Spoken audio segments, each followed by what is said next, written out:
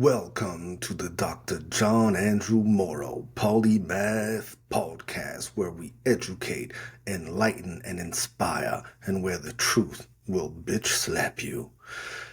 If you enjoy our content, click like, subscribe, and share. Today we're providing an overview of W.D. Farad, the man, myth, and mystery behind the Nation of Islam. All of a sudden, in 1930, a forceful and powerful new voice was heard in the wilderness. It was a voice speaking words which had never been heard before in America, words such as Allah, Islam, Asiatic black man, original man, Yaqub, grafted man, Patmos, the white man is the devil, and caveman. W.D. Farad, the man, myth, and mystery behind the Nation of Islam, consists of 23 chapters written by two indefatigable researchers who are simply obsessed with the founder of the Nation of Islam. Chapter 1, W.D. Farad's Bible of Islamism Identified, a century-old mystery is solved, uncovers the bizarre book that the founder of the Nation of Islam treated as scripture. Chapter 2, Armageddon and Empire, the NOI, Jehovah's Witnesses in Imperial Japan and Apocalyptic Discourse, examines the ties between W.D. Farad, Christian apocalyptic, and Nipponese subversive activities among blacks.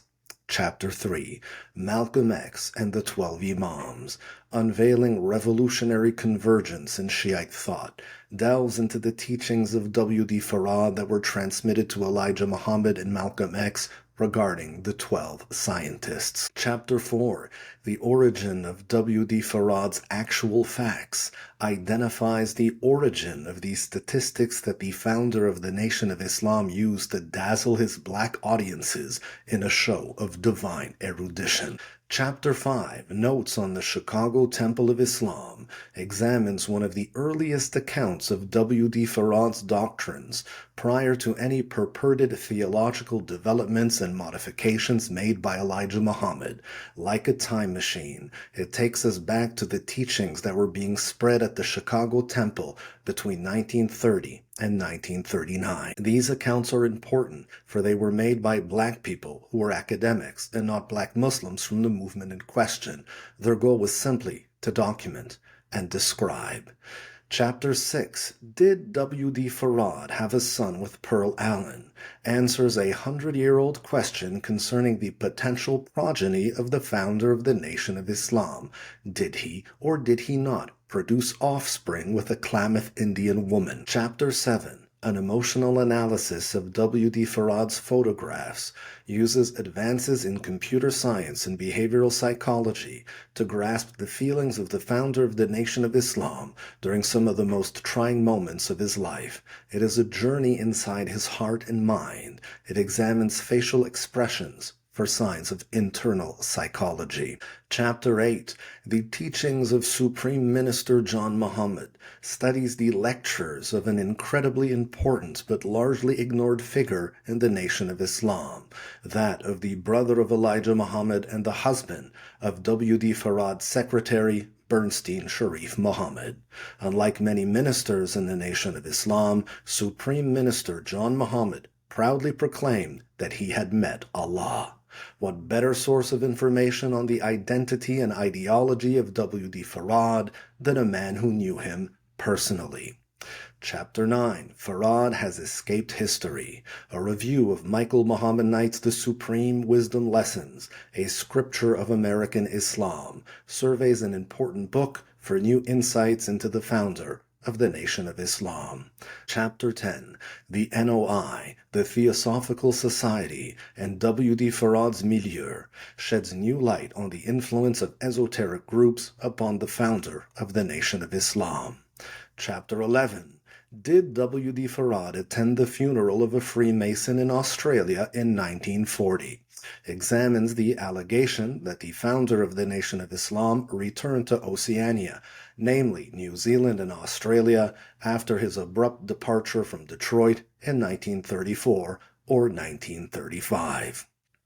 Chapter 12, Dancing with the Devil, provides shocking new revelations regarding the identity of W.D. Farad's friend and dancing partner, Wali Muhammad, from Ferndale, Michigan. This study provides one of the best leads researchers have received in nearly 100 years.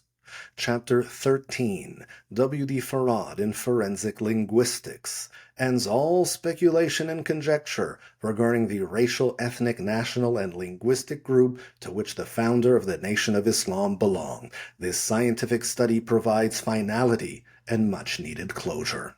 Chapter 14, W.D. Farad in Elijah Muhammad's Ministry Classes and Warnings and Instructions, examines a work that was first published in 2011.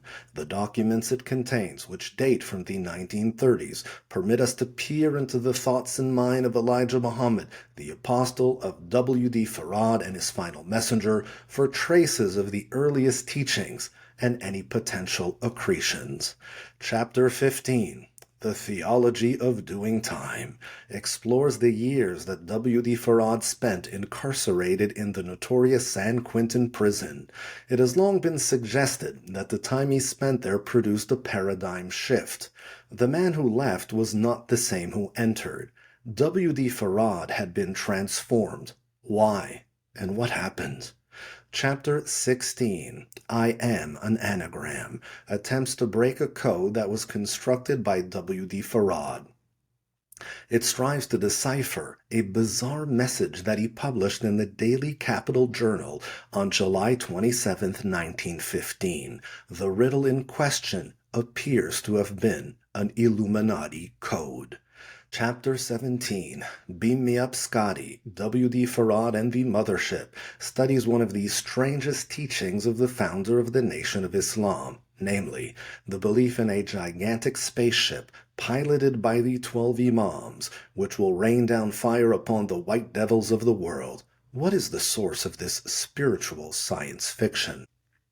Chapter 18, W.D. Farad and White Women, provides a physical description of all the known women with whom the founder of the Nation of Islam was romantically and not so romantically involved.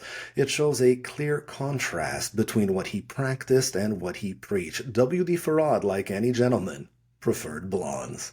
Chapter 19, The Nation of Islam flag is based on the flag of the Young Turks, is a study that is short and sweet. It traces the origin of W.D. Farad's flag to Turkey, the remnants of the Ottoman Empire and the symbol of Islamic political, economic, and religious power. Not only did W.D. Farad claim that blacks were Turks, but he also claimed the Turkish flag for them.